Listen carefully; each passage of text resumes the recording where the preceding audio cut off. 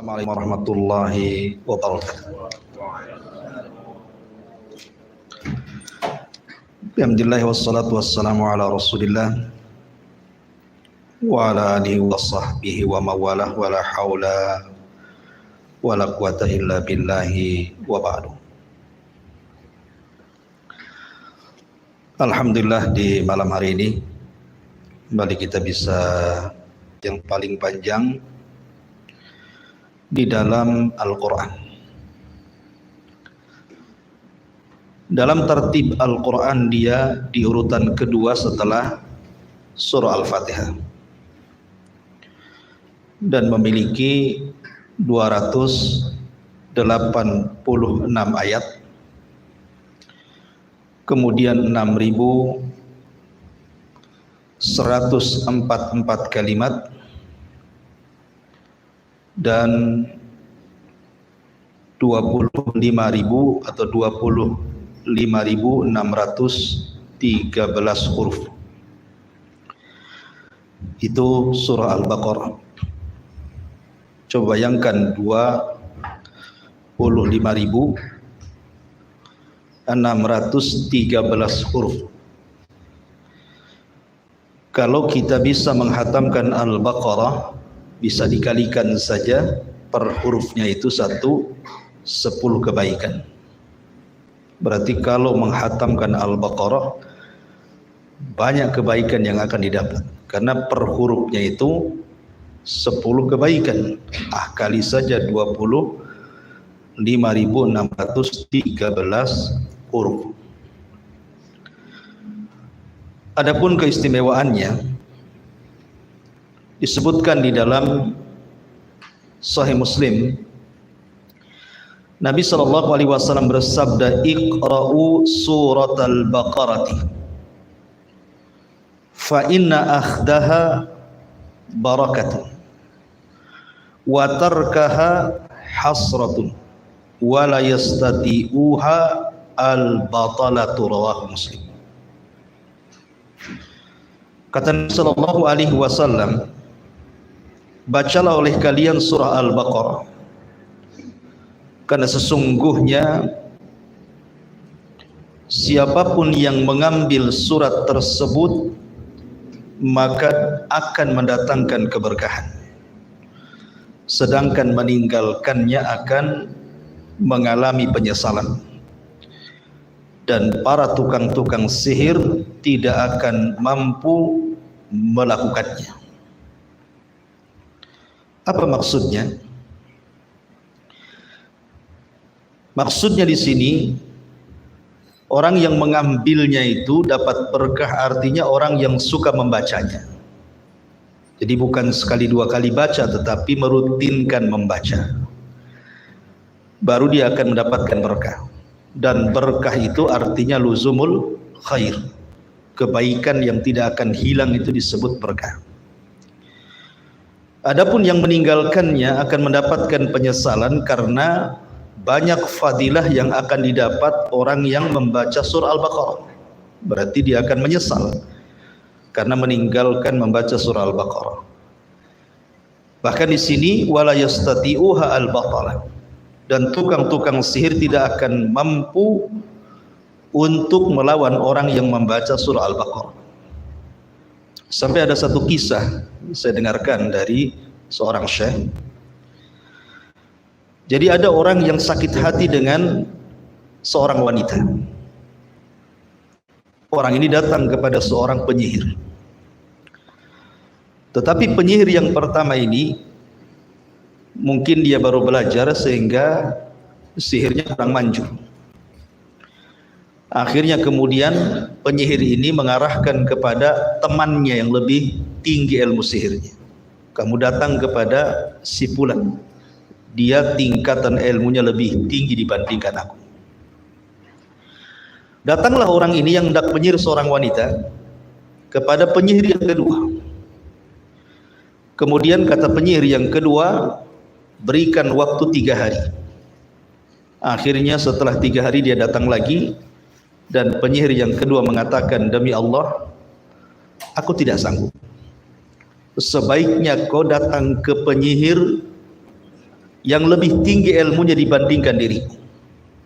Akhirnya kemudian orang ini datang kepada penyihir yang memang ahli sihirnya betul di zaman itu. Setelah berkomunikasi bahwa dia akan menyihir seorang wanita, maka kata penyihir ini, dia mengatakan, aku siap menyihirnya, akan tetapi kamu sediakan uang sekian dan syarat ini dan itu. Karena memang dia hendak menyihir, menyakiti orang, sehingga kebutuhan sang penyihir yang ketiga ini semua dipenuhi. Mau apa dikasih. Tetapi setelah 1 pekan, tiba-tiba penyihir ini mengembalikan uangnya dan syarat-syaratnya dan mengatakan, sesungguhnya aku tidak bisa menyihirnya. Padahal aku sudah bekerja sama dengan Ifrit. Ifrit itu bawahan iblis.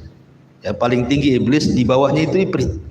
Aku sudah berusaha bekerja sama dengan Ifrit dari kalangan jin, tapi tidak sanggup menyihir orang tersebut. Tahu kenapa? Karena wanita yang akan kau sihir itu, dia setiap hari membaca surah Al-Baqarah. Sebaiknya kau tidak perlu mencari tukang sihir lagi, karena tidak akan mampu.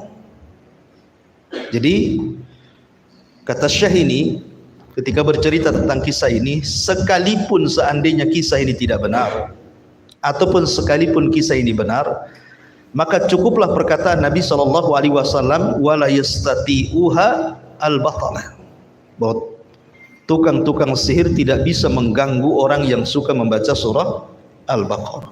Apalagi ditambah dengan kisah seperti ini, berarti semakin menguatkan hadis Nabi SAW. Kemudian juga di antara keistimewaan Al-Baqarah adalah Nabi SAW bersabda dalam hadis yang dikeluarkan Imam Ahmad, Iqra'u Zahrawaini, Al-Baqarah wal Imrana, Al-Baqarah wa Al-Imrana, fa innahuma ya'tiyani yawmal qiyamati ka'annahuma ghayayatan au ka'annahuma ghamamatan au ka'annahuma firqani min tayrin sawaf yuhajani an ashabihima iqra'u suratal baqarati fa inna akhdaha barakatun wa tarkaha hasratun wa la tastati'uhal batalatun. Kata Nabi SAW, bacalah 2 tangkai bunga yang indah, yakni surah Al-Baqarah dan Al-Imran, sebab keduanya akan datang pada hari kiamat laksana penaung, atau seperti awan pelindung, atau seperti kelompok burung yang membeberkan sayap-sayapnya dan membela pembaca keduanya. Maka bacalah surah Al-Baqarah, sebab di dalamnya terdapat keberkahan, sedangkan meninggalkannya kerugian, bahkan para pelaku kebatilan ahli sihir tidak mampu untuk menembusnya. Perhatikan hadis ini. Nabi SAW menyebutkan bahwa kelak pada hari kiamat, kita sering mendengar hadis Nabi SAW, Iqra'ul Quran fa innahu syafi'an li sahibiha. Bacalah Quran karena Quran itu menjadi syafaat bagi para pembacanya. Lah, hadis ini penguat bahwa surah Al-Baqarah dan Al-Imran kalau kita senantiasa membacanya, maka surah itu akan menjadi 2 sayap ketika kita menyeberangi titian Siratal Mustaqim. Maka Al-Imran dan Al-Baqarah itu akan menjadikan kita memiliki sayap untuk menyeberangi titian itu. Makanya di sini Nabi SAW mengatakan ka'annahuma firqani min tayrin sawaf, seolah-olah kata Nabi SAW seperti sayap-sayap yang membela pembacanya pada hari kiamat. Jadi luar biasa di antara keutamaan surah Al-Baqarah. Apalagi kalau kita melihat bahwa dalam surah Al-Baqarah itu ada ayat yang paling agung dalam Al-Quran. Kalau antum baca Al-Fatihah sampai qul a'udzu birabbin nas, maka dalam Al-Quran itu ada ayat yang paling agung dari semua ayat, dan itu ada di dalam surah Al-Baqarah. Ayat apa itu? Ayat kursi. Sebagaimana Nabi SAW mengatakan, ya Abal Mundhir, atadri ayya ayati min kitabillahi ma'aka a'zam. Wahai Abul Mundhir, apakah kamu mengetahui ayat apakah yang paling agung dalam Al-Quran yang kau hafal? Maka beliau mengatakan, Allahu la ilaha illa huwal hayyul qayyum. Maksudnya membaca surah kursi. Maka Nabi SAW menepuk dada Aba Mundhir dan mengatakan, wallahi liyahnikal ilmu Abal Mundhir. Demi Allah, ilmu akan menjadi kesenangan bagimu wahai Abal Mundhir. Artinya bahwa di sini dalam surah Al-Baqarah ada ayat teragung dalam Al-Quran. Kemudian juga di antara keistimewaannya, ada satu ayat yang paling panjang, ayat terpanjang dalam Al-Quran. Kalau antum baca dari Al-Fatihah sampai Qul a'udzu birabbin nas sampai akhir ayat, tidak ada ayat terpanjang dalam Al-Quran kecuali dalam Al-Baqarah, ya kan? Jadi dia surat terpanjang dalam Al-Quran, dan ada satu ayat terpanjang dalam Al-Quran, surat yang bicara tentang hutang piutang, ya kan? Ayat dain itu, ya ayyuhalladzina amanu idza tadayantum bidainin ila ajali musamma ila akhiril ayat. Itu surat terpanjang di dalam Al-Quran, ya. Kemudian juga Nabi mengatakan, al ayatani min akhir suratil Baqarah man qara'ahuma fi lailatin kafata. Dua ayat terakhir dari surah Al-Baqarah, barang siapa yang membacanya di malam hari, maka dua ayat tersebut akan mencukupi baginya. Apa arti mencukupi baginya? Imam Nawawi rahimahullahu taala mengatakan, arti mencukupi di sini artinya ketika antum tidak sholat tahajud, pemain antum sholat tahajud tiap malam, ya, maka tidak perlu tahajud lagi, cukup membaca dua surat akhir Al-Baqarah, itu sama dengan orang yang qiyamul lail, gitu maksudnya. Sudah mencukupkan bagi dia, tidak perlu menghidupkan malam lagi. Itu kata Imam Nawawi rahimahullahu ta'ala, menunjukkan bahwa dua ayat terakhir dalam surah Al-Baqarah ini luar biasa. Cukup baca dua ayat saja, tidak perlu antum harus bangun sepertiga malam tahajud 11 rakaat, gitu maksudnya. Menunjukkan bahwa surah Al-Baqarah luar biasa keutamaannya.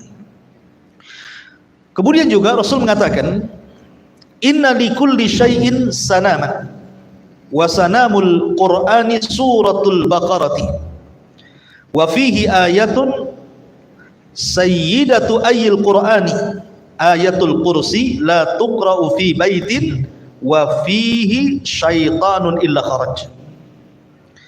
Segala sesuatu itu memiliki puncak.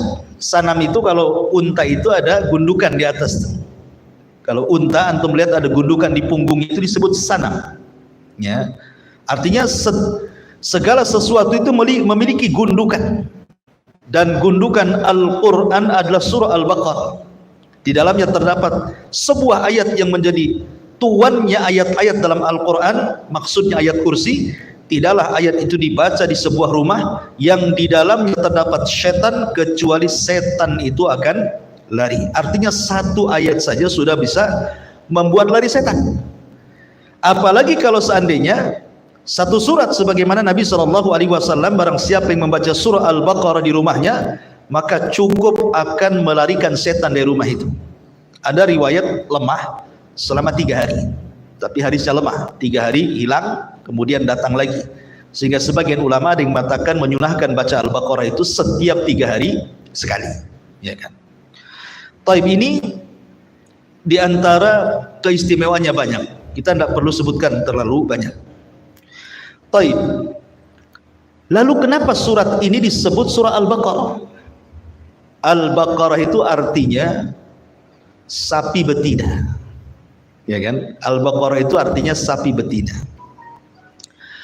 Di dalam surah Al-Baqarah itu kan banyak kisah, ikhwan. Banyak kisah di dalam surah Al-Baqarah itu. Seperti kisah pembangunan Ka'bah. Kenapa surat itu tidak disebut surah Ka'bah saja? Ya kan? Kan cakep tuh kalau disebut surah Ka'bah. Atau di dalam Al-Baqarah itu kan banyak tuh diceritakan nabi-nabi. Kenapa tidak mengambil nama-nama nabi dijadikan surat? Atau yang lainnya? Kenapa pula kemudian surah Al-Baqarah ini malah diletakkan nama suratnya Al-Baqarah? Umpamanya binatang-binatang selain Al-Baqarah kan banyak juga. Seperti umpamanya kambing. Kan kambing itu hewan kurban yang banyak disembelih. Seperti kasusnya Qabil dan Habil juga nyembelih kambing. Kemudian kasusnya Ismail ketika disembelih Ibrahim juga diganti dengan kambing. Atau ketika Nabi SAW awal mula juga berkorban dengan kambing. Kenapa tidak surah Ghanam gitu ya, tuh, surah Maiz gitu ya, kambing kacang gitu. Kenapa mesti Al-Baqarah? Atau lebih besar lah, kenapa enggak suratul Ibil saja, surah unta saja kan? Kenapa mesti Al-Baqarah? Tentu ada maknanya kan. Sebagian para ulama mengatakan karena manfaat sapi itu lebih melekat kepada manusia dibandingkan hewan yang lainnya. Kambing ada susu kambing, unta juga ada pula susu unta, tetapi tidak sebanyak susu sapi ya. Susu sapi itu dikonsumsi semua orang, mau mukmin mau kafir, mau kulit hitam mau kulit putih, mau orang Asia mau orang Eropa, semua makan atau minum dari susu sapi. Tetapi tidak banyak orang yang minum susu unta ataupun susu kambing gitu ya. Orang tertentu saja minum susu kambing etawa itu kalau ada penyakit aja kan itu ya. Tapi kalau susu sapi semua orang, seorang ibu punya anak tidak keluar dari susunya, kasihkan sapi, jadi anak sapi. Susu sapi kan gitu ya. Artinya manfaat sapi itu menyeluruh kepada manusia ya. Makanya kemudian karena sapi ini banyak manfaatnya yang tidak bisa dipisahkan dengan manusia, itu pula menjadi alasan kenapa surat ini kemudian diberi nama surat sapi betina ya. Kemudian kalau kita melihat mimpi para nabi, Nabi SAW pernah bermimpi sebelum tragedi perang Uhud. Jadi besoknya perang Uhud itu malamnya Nabi bermimpi. Dalam mimpinya kata Nabi SAW, inni ra'aitul baqarata tudbah, sungguh aku melihat ada sapi yang disembelih. Rupanya takwilnya, setelah tragedi perang Uhud banyak para sahabat Rasul yang meninggal, di antaranya 70 syuhada Uhud. Maksudnya sapi yang disembelih artinya syahidnya para sahabat. Lihat, sahabat dipermisalkan sapi, sementara sahabat ini orang mulia, orang yang kalau mati itu tidak boleh disebut radhiyallahu anhum wa radu'an kecuali sahabat. Dan di sini Nabi SAW ketika mentakwilkan sapi yang disembelih itu adalah para sahabat yang mati syahid. Dan di situ Rasul tidak melihat unta yang disembelih atau kambing yang disembelih, malah yang dilihat sapi. Ya, menunjukkan bahwa sapi ini punya kemuliaan. Ketika ditakwil rupanya yang dimaksud sapi yang disembelih adalah sahabat yang gugur di perang Uhud.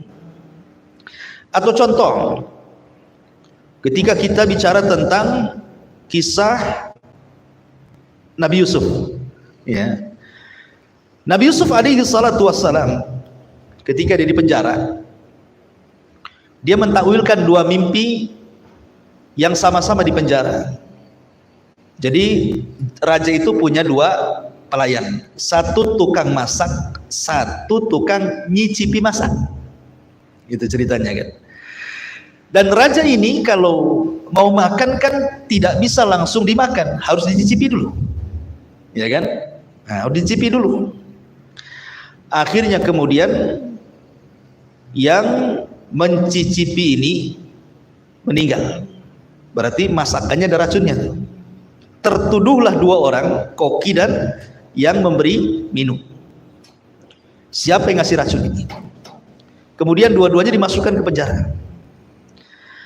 Kemudian dua-duanya kan bermimpi, ya, bermimpi. Yang satu dia mengatakan dia sedang memeras asir di depan raja, yang satu meletakkan roti di kepala kemudian dipatuk burung gitu ya. Kemudian Yusuf mentakwilkan, ini yang satu bakal mati, yang satu bakal selamat, ya kan. Rupanya setelah betul-betul keduanya diadili, yang mimpinya meletakkan roti di kepala itu, oh, rupanya dia yang meletakkan racun, dia mati. Nah, yang suka buat minum tidak meninggal karena memang tidak bersalah, tetap dijadikan pelayan raja. Lah raja ini bermimpi, mimpinya berkali-kali. Apa mimpinya? Seperti Allah mengatakan, Yusuf ayyuhas siddiq, dia mengatakan, aftina fi sab'i baqaratin siman ya'kuluhunna sab'un ijab wa sab'i sumbulatin khadrin wa akhara yabisan. Jadi raja ini bermimpi ada 7 sapi yang gemuk-gemuk memakan 7 sapi yang kurus-kurus. Ya, ini mimpinya juga sapi kan, yang dilihat oleh raja di masa Nabi Yusuf. Sapi juga permisalannya, dia tidak melihat unta, tidak melihat kambing, yang dilihat sapi, ya. Rupanya maksudnya adalah bahwa Mesir itu harus kokoh, ya, jangan sampai kemudian Mesir tumbang, karena nanti 7 tahun ini akan terjadi paceklik hebat. Maka sebelum terjadi paceklik, maka kita harus memperkuat ekonomi, gitu maksudnya, ya. Maka di sini Allah Subhanahu wa taala ketika menceritakan mimpinya Fir'aun di zaman Nabi Yusuf, ketika bicara tentang kebaikan Mesir dibandingkan negara-negara yang lain, ditakwilkan dengan cara melihat sapi gemuk memakan sapi kurus, ya. Jadi memang sapi ini binatang yang melekat dalam mimpi para nabi ataupun raja-raja. Makanya kemudian surat ini juga disebut surah Al-Baqarah. Ada juga kenapa penamaan surah Al-Baqarah ini disebut Al-Baqarah? Karena dalam surah Al-Baqarah ini ada kasus, ada cerita, kisah tentang Bani Israel. Jadi dahulu di zaman Bani Israel ada seseorang yang kaya raya, ya, kemudian memiliki 3 anak. Kemudian setelah ayahnya meninggal, semua warisannya dibagi kepada 3 anak ini. Anak yang pertama, dia anak soleh, diinfakkan semua hartanya, harta warisnya itu diinfakkan semuanya, ya, sehingga tidak disisakan satu pun untuk warisan anaknya. Kemudianlah yang kedua, diinfakkan separuh dan separuhnya lagi digunakan untuk usaha. Yang ketiga, bakhil, sama sekali gak diinfakkan. Pokoknya harta warisnya digunakan untuk usaha jadi kaya raya. Jadi sini ada orang kaya, ada setengah kaya, ada orang miskin ceritanya. Nah, yang orang kaya ini punya anak perempuan, yang setengah kaya punya anak laki-laki, yang orang miskin punya anak laki-laki juga. Allah takdirkan yang miskin ini ayahnya meninggal, sehingga dia jadi anak yatim, ya kan? Kemudian juga yang setengah kaya sama, ayahnya juga meninggal, tetapi walaupun dia anak yatim masih punya separuh kekayaan gitu ya. Ya, yang ketiga ini masih utuh dua-duanya dan makin kaya. Jadi yang yatim ini diomongi sama ibunya yang miskin, nak, cobalah kau lamar itu sepupumu yang kaya itu, boleh jadi Allah merubah nasib. Rupanya apa yang dikatakan kepada orang miskin juga dikatakan kepada orang yang setengah kaya oleh ibunya. Nah, kau lamar aja lah orang kaya itu, sepupumu itu, biar hartamu makin banyak. Rupanya dilamarlah, yang anak yatim ini ditolak oleh mertua atau calon mertua, pamannya sendiri ditolak karena miskin. Akhirnya menerima yang separuh kaya tersebut. Itulah harta, ya. Harta itu menyedot orang. Makanya orang Arab mengatakan gitu ya, bahwa orang yang punya harta itu pasti akan menjadi sorotan manusia, tetapi orang miskin pasti akan dijauhi. Kemudian setelah menikah, Menikah nih, orang setengah kaya dengan orang kaya kan akhirnya kalau disatukan kaya sekali. Lah si miskin ini ibunya ngomong, sudahlah sabar kau, memang belum jodohnya. Tetapi ayahmu punya satu warisan berupa sapi betina. Sapi itu ada di kebun. Ya. Kalau kau mau, carilah sapi itu, kau jual sapi itu. Nah, jadi warisannya dapat sapi dari bapaknya. Dulu sapinya kecil, mungkin sekarang sudah besar. Kau carilah sapi itu katanya. Sementara yang setengah kaya dengan si gadis tadi, rupanya setelah menikah dengan si gadis ini, suaminya ini jahat. Dia merencanakan untuk mengambil warisan. Dengan cara apa? Membunuh mertuanya. Kemudian setelah dibunuh, dia lempar ke kabilah supaya tidak dituduh dia yang membunuh. Supaya kabilah itu yang tertuduh dia membunuh. Nanti kalau tertuduh membunuh, dia kan harus bayar diat pembunuhan. 100 ekor unta, dapat waris plus dapat diat. Jahat kan? Pandai kan itu. Jadi dibunuh dapat waris plus juga dapat diat karena dituduhkan kepada kabilah. Akhirnya betul-betul malam itu dibunuh, diletakkan di sebuah kabilah. Besoknya dia yang teriak-teriak bahwa mertuanya dibunuh. Yang kabilah tertuduh nggak merasa membunuh, akhirnya hampir perang. Kemudian orang-orang berakal mengatakan, ngapain kita sibuk-sibuk berperang? Bukankah di hadapan kita ada Nabi Musa? Kita tanya saja kepada Nabi Musa. Mudah-mudahan dia ada petunjuk dari Allah bagaimana caranya menyingkap pembunuhan ini. Datanglah mereka kepada Nabi Musa alaihi salatu wassalam, kemudian bertanya, wahai Musa, ini ada mayat di depan kabilah kami, kami tidak merasa membunuh, tapi keluarganya menuduh kami membunuh. Ya. Ingat bahwa kalau sudah datang ke Nabi Musa, maka putusannya adalah putusan Allah dan Rasulnya. Dan kalau itu sudah terjadi, apapun keputusan Nabi Musa tidak boleh dilanggar. Kalau tidak, seperti kasus sebelumnya, ketika mereka menyembah patung anak Samiri, kemudian mereka suruh tobat untuk saling membunuh, mereka tidak mau, Allah terbangkan bukit Tur di atas kepala mereka. Mau tobat atau bukit Tur nyampe di kepala kalian kan itu. Akhirnya mereka tobat, saling membunuh di antara mereka. Dari situ Musa mengatakan, khudhu ma atainakum, ya, ambillah perjanjian kalian dengan Allah. Jadi kalau sudah sampai kepada Nabi Musa, mereka tidak boleh tidak kecuali harus mengikuti Musa. Oh, tidak boleh dibatalkan. Ya. Akhirnya Musa alaihi salatu wassalam mengatakan kepada mereka, tunggu saya berdoa kepada Allah. Maka Musa pun berdialog dengan Allah karena dia kalimur rahman. Maka Allah subhanahu wa ta'ala berfirman, innallaha ya'murukum an tadbahu baqar. Allah perintahkan kalian untuk menyembelih sapi betina. Ya kan? Jadi orang-orang ini, dua kabilah ini merasa diejek. Apa kaitan sapi betina dengan pembunuhan? Kami tanya siapa yang membunuh, kau pula bicara sembelih sapi. Nggak nyambung. Ya. Makanya mereka mengatakan, atas tahziuna huzwa, engkau nggak main-main dengan kami wahai Musa, kan itu. Kata Musa alaihi wasallam mengatakan, tidak mungkin saya seorang nabi bermain-main dengan kalian. Ya. Sudah sembelih saja sapinya, nanti kutunjukkan bagaimana cara mengetahui siapa pembunuhnya. Bani Israel ini umat yang degil. Seandainya ketika Musa mengatakan cari sapi betina, mereka cari tanpa harus kemudian berpikir. Di situ belum ada penetapan sapinya seperti apa. Anda boleh sapi anaknya, boleh sapi betina, boleh sapi jantan, boleh kurus, boleh gemuk, boleh, semuanya boleh. Sebelum ada pertanyaan. Tapi karena mereka mulai mempersulit, mulailah mereka kemudian mempersulit dari syarat-syarat Nabi Musa. Pertanyaan pertama bicara tentang umur. Wahai Musa, umurnya berapa? Perawan ke janda, kan itu.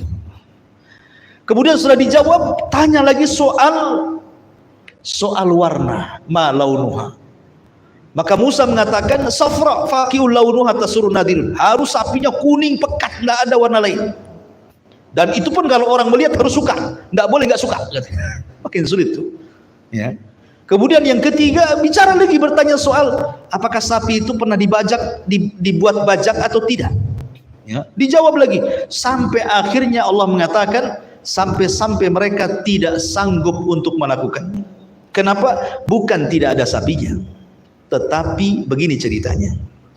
Anak muda yang yatim tadi kan sudah diomongin sama ibunya, bapakmu itu tidak punya waris kecuali sapi, ada di hutan, cari sana ya, kau jual. Dicarilah sama anak yatim ini ke hutan, nemu sapinya memang seperti yang disifatkan oleh Nabi Musa. Datang malaikat, dia ngomong sama anak itu, nak, sapimu dicari orang, jangan kau kasih berapapun harganya kecuali kalau mereka bisa menyediakan emas seberat sapimu. Jadi harga sapinya itu seberat emas atau sebanyak buntalan kulit sapimu. Jadi kulit sapi itu dikuliti, kemudian dimasukkan emas, maka bisa dibuntal, sebesar itulah emasnya, baru kau kasih. Coba bayangkan, Bani Israel ya, mereka dikenal bakhil, tapi karena mereka sudah siap melakukannya, kalau tidak mereka diazab. Terpaksalah kabilah-kabilah ini melucuti gelang, anting, kalung istri-istri mereka dikumpulkan jadi satu untuk menebus sapi itu, ya kan? Akhirnya setelah habis semua perhiasan Bani Israel untuk menebus sapi anak yatim itu, anak yatim ini kan kaya mendadak nih jadinya kan. Itulah al-jaza min jinsil amal. Ketika ayahnya menginfakkan semua warisannya, nah sekarang balasannya ada di sini. Anak ini jadi kaya mendadak gara-gara seekor sapi. Dibelilah satu sapi itu, kemudian disembelih. Ya. Setelah disembelih, maka Musa mengambil salah satu bagiannya, paha sapi itu, kemudian dipukulkan kepada orang mati itu. Tiba-tiba hidup. Dan itu salah satu mukjizat Nabi Musa, bisa menghidupkan orang mati dengan izin Allah. Kemudian Musa mengatakan, man qatala, siapa yang membunuh? Maka orang ini mengatakan sambil melihat rupanya menantunya, ya, suami daripada anaknya, si Anu katanya. Habis itu mati lagi, hanya nunjukin siapa pembunuhnya. Akhirnya orang-orang tahu dia pelakunya, maka Bani Israel kisos, dibunuh. Jadilah janda wanita ini. Akhirnya kemudian dijodohkanlah anak yatim yang sudah kaya ini dengan wanita tadi, makin kaya lagi, berkala hidupnya. Nah, itu maksudnya. Nah, jadi dari kisah ini, dan itu tertera dalam surah Al-Baqarah, makanya kemudian surat ini diberi nama surah Al-Baqarah dari kisah Baqarah Bani Israel. Bisa dipahami ya? Ini diantara kenapa surat ini juga disebut surah Al-Baqarah. Ma'asyiral muslimin yang dimuliakan Allah Subhanahu wa taala, sedikit ya kita akan membahas tentang asbab nuzulnya.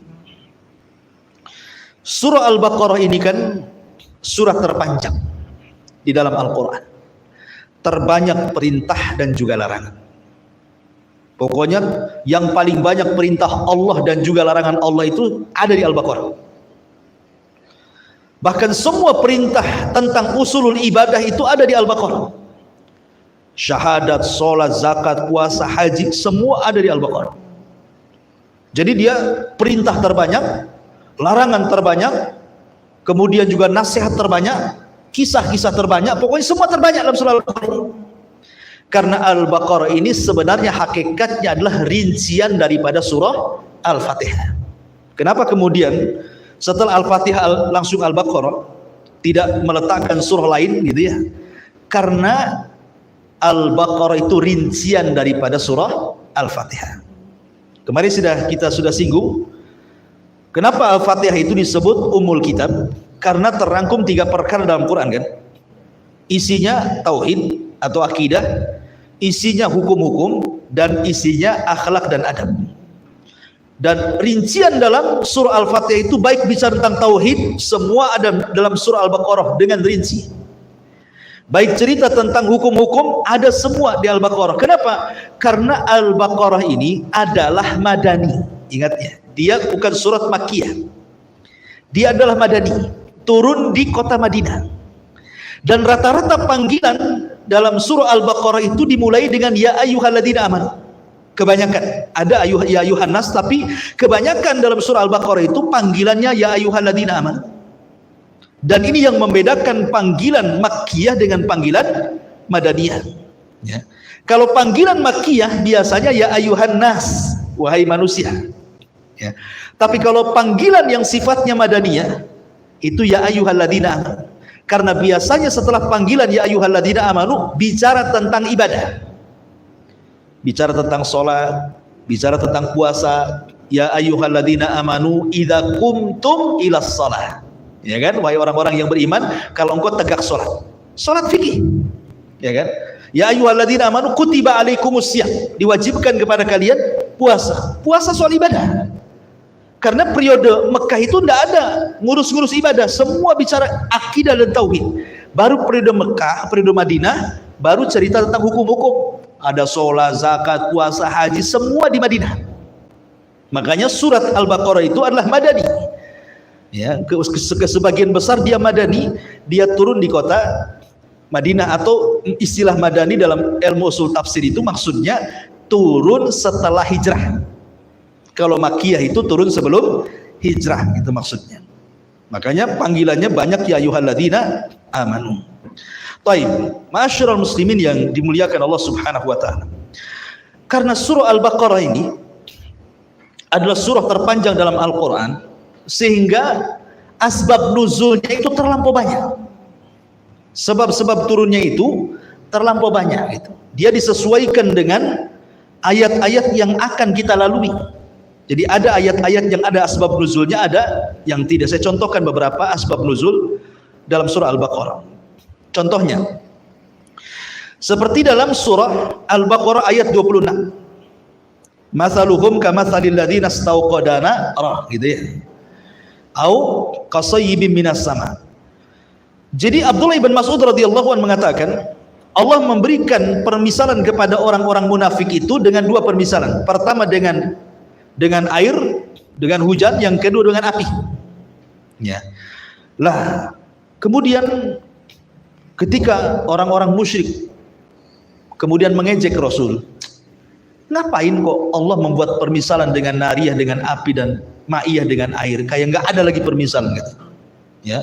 Maka Allah Subhanahu wa taala turunkan ayat di dalam Al-Qur'an, innallaha la yastahi an yadriba mathalan ma ba'udatan fama. Allah tidak malu membuat permisalan, bahkan lebih rendah dibandingkan ba'udah, ya, nyamuk sekalipun Allah tidak malu.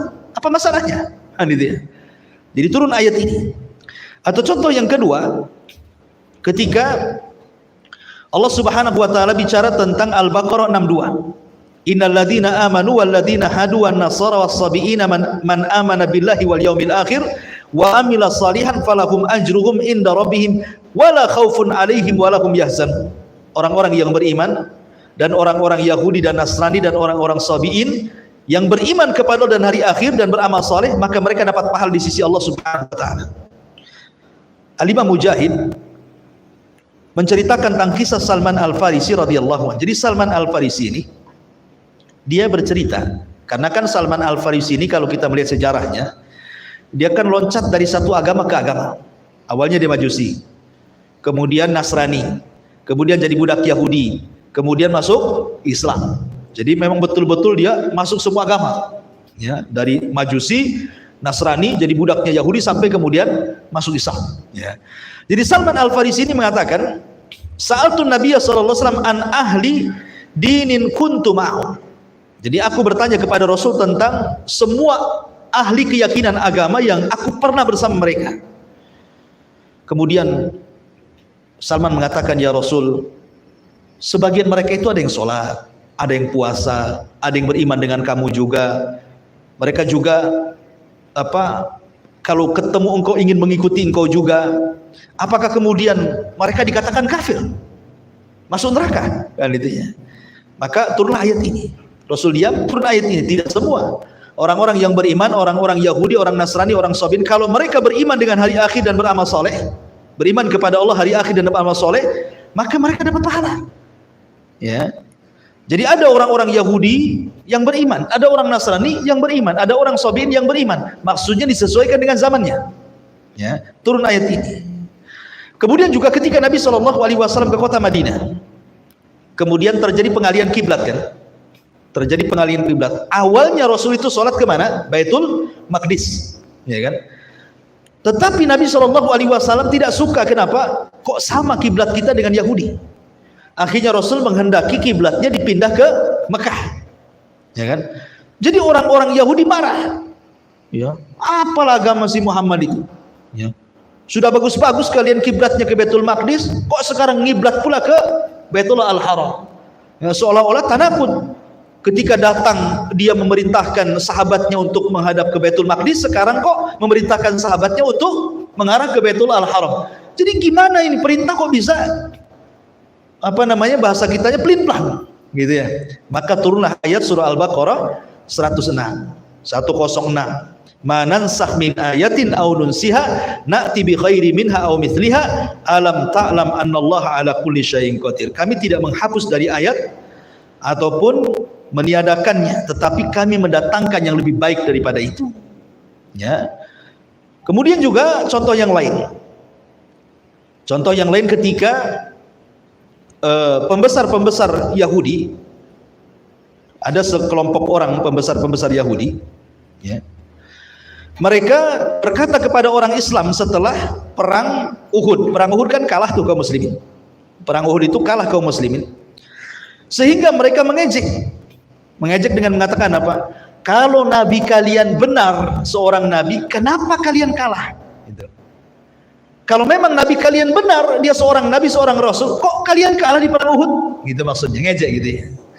Maka terdiamlah kaum muslimin, akhirnya turunlah ayat surat Al-Baqarah 109. Wadda katsiru min ahlil kitab law yaruddunakum min ba'di imanikum kuffara hasada min indi anfusihim. Dan kebanyakan ahli kitab menginginkan orang-orang yang beriman seandainya kalian kufur setelah keimanan kalian, dengan cara membuat syubhat seperti itu, ya. Atau contoh yang lain umpamanya, ya. Contoh yang lain ketika ada seorang sahabat namanya Abdullah ibn Rawahah. Abdullah ibn Rawahah ini punya saudari perempuan. Saudari perempuannya ini dinikahi oleh seorang laki-laki. Ya, afwan, Abdullah ibn Rawahah ini bukan saudari, punya budak perempuan. Punya budak perempuan, budak hitam. Jadi Abdullah ibn Rawahah itu mungkin dia marah sama budak perempuan hitam ini, entah kenapa ditempeleng budak itu. Ditempeleng budak itu. Padahal budak ini adalah suka puasa, suka sholat, baik wudunya, dan sudah bersaksi bahwa la ilaha illallah Muhammadur Rasulullah. Artinya sudah masuk Islam. Budak ini kok diperlakukan kasar gitu ya. Ya sama Abdullah ibn Rawahah ini. Maka sampailah kabar ini kepada Nabi SAW dan mengatakan, ya Abdullah, hiya mu'minah. Wahai Abdullah, jangan kau perlakukan budakmu seperti itu. Dia sudah menjadi budak yang beriman. Jangan, ya. Maka karena kemudian dia merasa menyesal, maka dia mengatakan walladzi ba'atsaka bil haqq nabiyyan la u'tiqannaha wa la atazawwajaha fa fa'ala. Sebutkan bahwa dalam perkataannya Abdullah ibn Rawahah, demi Allah kalau begitu, demi zat yang telah mengutusmu dengan kebenaran wahai Nabi Allah, saya akan memerdekakan budak itu dan saya akan menikahinya. Sebagai tebusannya gitu ya. Walaupun dia jelek, walaupun dia hitam, ya, tetap saya akan memerdekakannya dan akan menikahinya. Sebab kisah ini turun ayat, wala tankihul musyrikati hatta yu'min wala amatum mu'minatun khairun mim musyrikatin walau a'jabatkum. Jangan kalian menikah dengan wanita-wanita musyrik sehingga mereka beriman, dan budak yang mukmin jauh lebih baik dibandingkan wanita musyrik walaupun cantik jelita. Nah, contohnya gitu ya. Ini juga contoh ayat-ayat yang asbab nuzul. Kemudian juga tadi berapa turun ayat surah Al-Baqarah ayat berapa itu lupa ya. Kemudian juga disebutkan ada seorang sahabat namanya Ma'qil ibn Yasar. Ma'qil ibn Yasar ini punya saudara perempuan, kemudian dinikahi. Setelah dinikahi, tiba-tiba cerai. Diceraikan. Akhirnya yang laki-laki ini ingin rujuk, tetapi Ma'qil bin Yasir ini karena abangnya nggak setuju. Dia sampai mengatakan, enak saja aku muliakan engkau, aku nikahkan adikku dengan engkau, sekarang engkau ceraikan dia, tiba-tiba kau hendak kembali. Demi Allah, jangan pernah kembali selamanya kepada adikku. Nah, jadi Ma'qil bin Yasar marah sama laki-laki tersebut. Akhirnya kemudian sampailah hari ini kepada Nabi SAW. Rasul mengatakan, kenapa kau halangi? Biarkan, wanitanya juga mau kembali kok. Dari sini maka turun ayat, idza talaqtumun nisa fabalagna ajalahunna fala ta'duluhunna ay yanqihna azwajahun in taradau bainahum bil ma'ruf. Apabila kamu mentalak istri-istrimu lalu mereka mendekati akhir idahnya, maka rujukilah mereka dengan cara yang ma'ruf atau ceraikan mereka dengan cara yang ma'ruf. Turun ayat ini. Ya. Dan intinya banyak sekali asbab nuzul dalam surah Al-Baqarah. Nanti kita akan lewat ketika kita mulai mengkaji ayat per ayat dalam surah Al-Baqarah ini. Ya. Adapun dalam Al-Baqarah ini secara umum banyak kisah-kisah yang terkait yang nanti kita akan lewati gitu ya. Yang pertama, kisah tentang penciptaan Adam, kemudian sujudnya malaikat kepada Nabi Adam dan kufurnya iblis.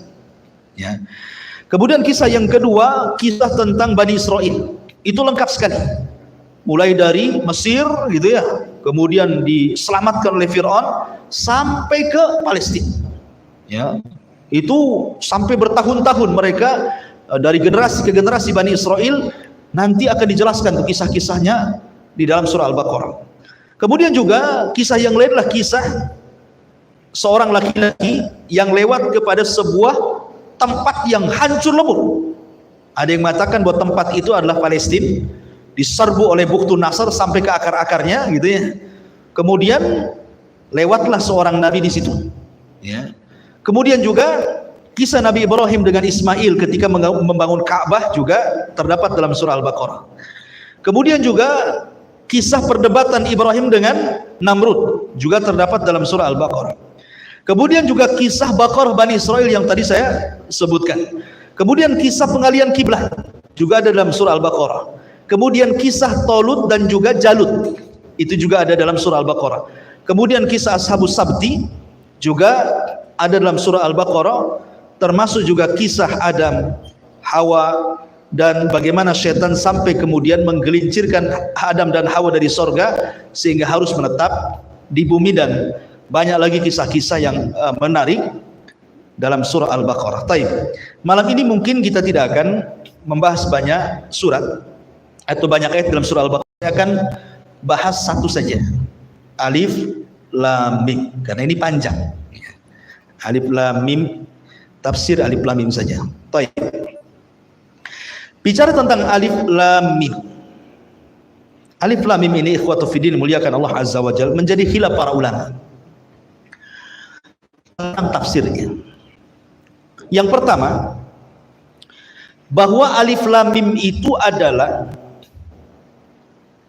huruf-huruf hijaiyah yang diletakkan di permulaan surat, dan tidak ada yang tahu maksud kecuali Allah. Karena di antara ayat itu kan ada yang sifatnya mutasyabihat, ada yang sifatnya muhkamat. Ya. Sebelum saya masuk, saya kasih 4 gambaran ikhwan tentang tafsir Quran. Jadi kalau kita bicara tentang tafsir Al-Quran, ada ayat-ayat yang tidak ada yang tahu maksudnya kecuali Allah. Satu. Nanti saya contohkan satu-satu. Yang kedua, ada ayat-ayat yang tidak tahu kecuali Allah dan Rasulnya maksudnya. Kemudian yang ketiga, ada ayat-ayat itu yang tahu adalah tafsirnya para ulama. Kemudian yang keempat, ayat itu diketahui oleh orang-orang yang berbahasa Arab fushah. Walaupun dia tidak hafal Quran, karena dia pusat berbahasa Arab, terkadang dia paham itu Quran. Nanti saya contohkan satu-satu. Yang pertama, ada ayat-ayat yang tidak ada yang tahu kecuali Allah. Ayat-ayat yang berkenaan tentang nama dan sifat. Ya. Contoh sebenarnya Allah mengatakan, waja'a rabbuka wal malaku saffan saffan, dan Rabbmu akan datang sementara malaikat bersaf-saf pada hari kiamat. Bagaimana datangnya Allah? Allahu a'lam. Kita tidak tahu. Allah sendiri yang tahu. Ya kan? Seperti istiwa Allah, tidak ada yang tahu kecuali Allah. Turunnya Allah, tidak ada yang tahu kecuali Allah. Ya kan? Ini yang pertama. Yang kedua, diketahui Rasulullah, yang lain tidak. Seperti ketika Nabi SAW dihabarkan oleh Allah Azza wa Jalla tentang kegaiban, sesuatu yang akan datang di akhir zaman. Ya. Jadi sesuatu yang akan datang di akhir zaman dari fitnah-fitnah akhir zaman. Sampai Rasul memerinci tempatnya, gitu ya.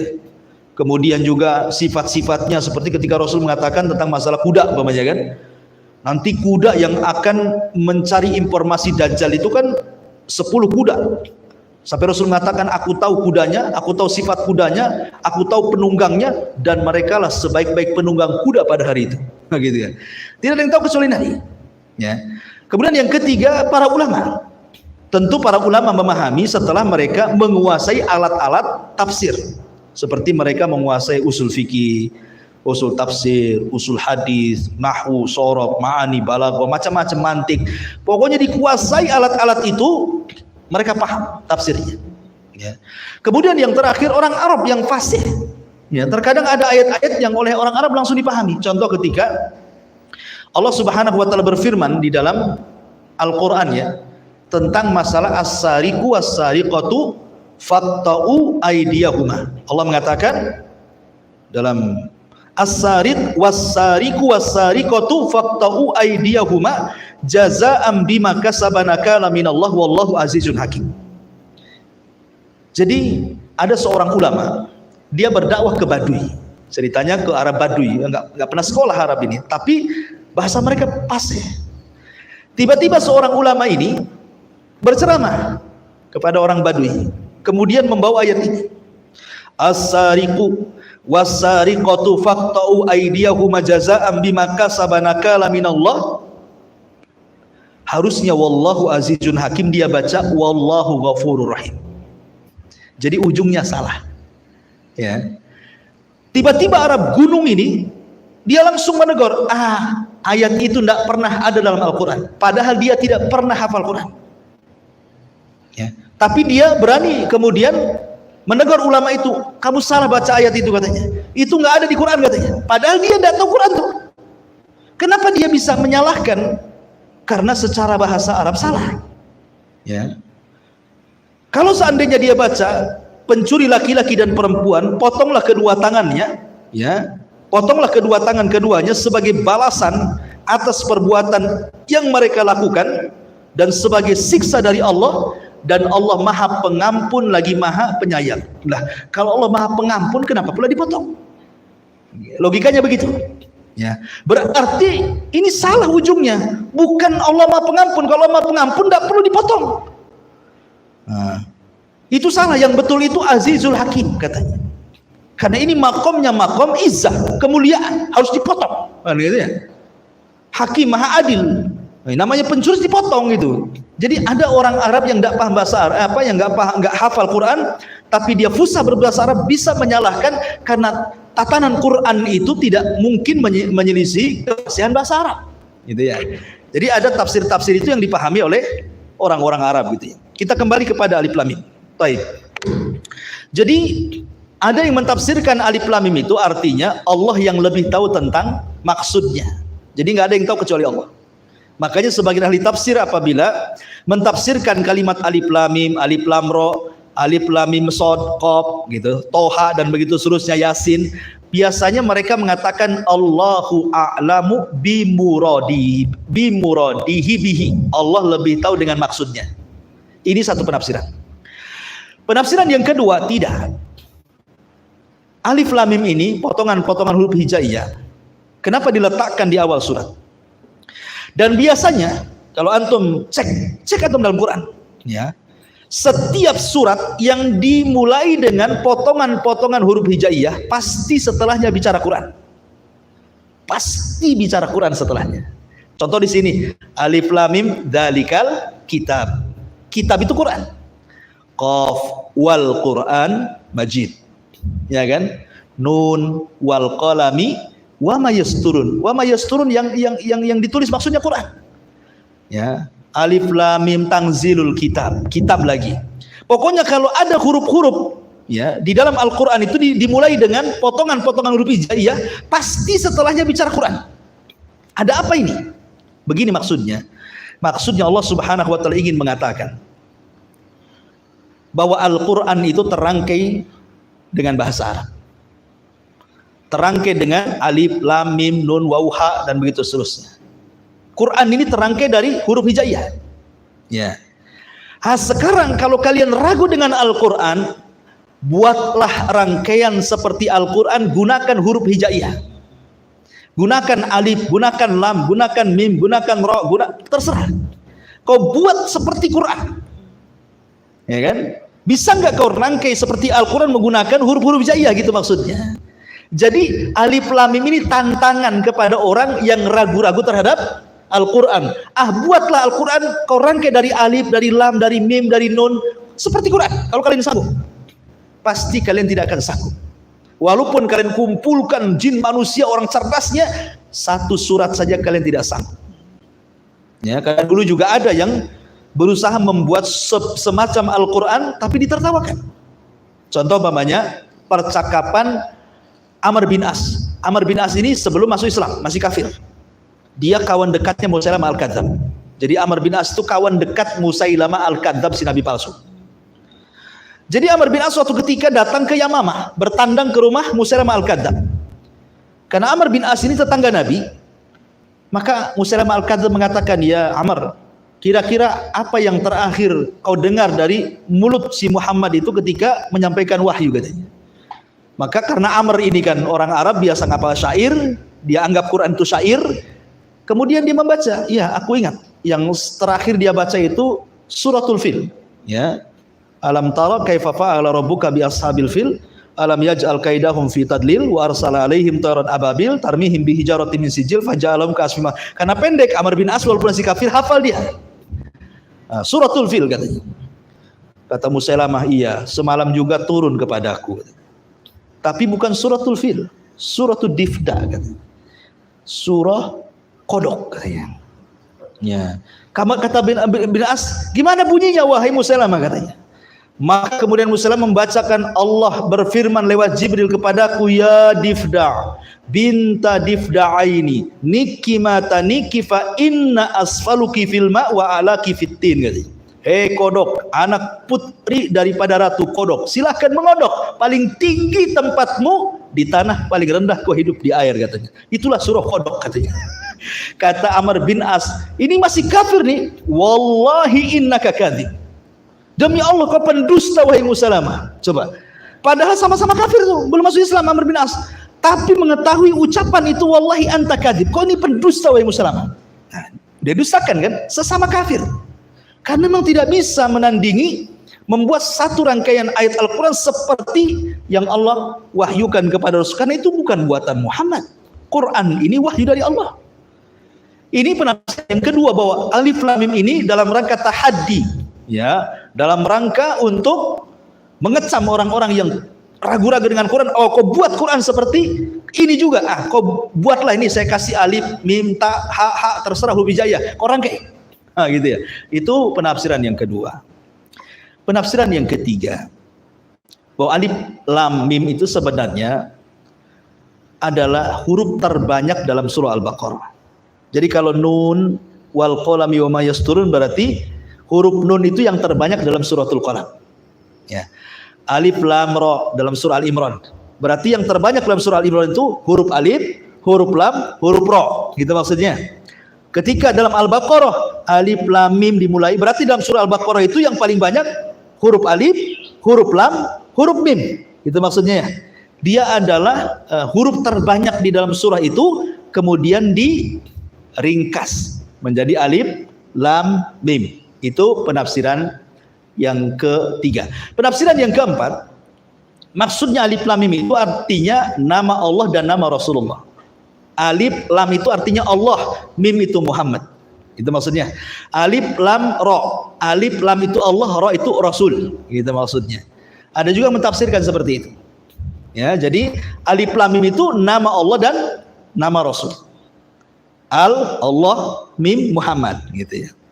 Contohnya seperti itu. Ataupun Dia hanya nama Nabi Shallallahu Alaihi Wasallam.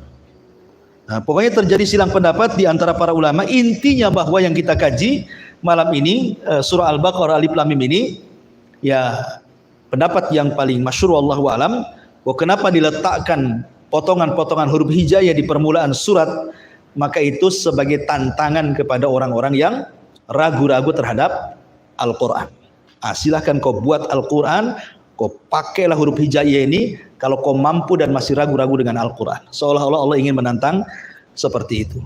Wallahu alam. Ini dulu ya, satu ayat dulu lah. Insyaallah kita lanjutkan di lain kesempatan.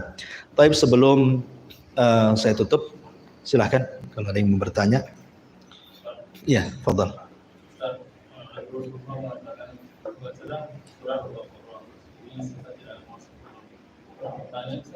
Apakah seluruh surat Al-Baqarah dibaca atau boleh surat? Iya. Kalau dhahir hadis artinya iqra'u surat Al-Baqarah fa innal bait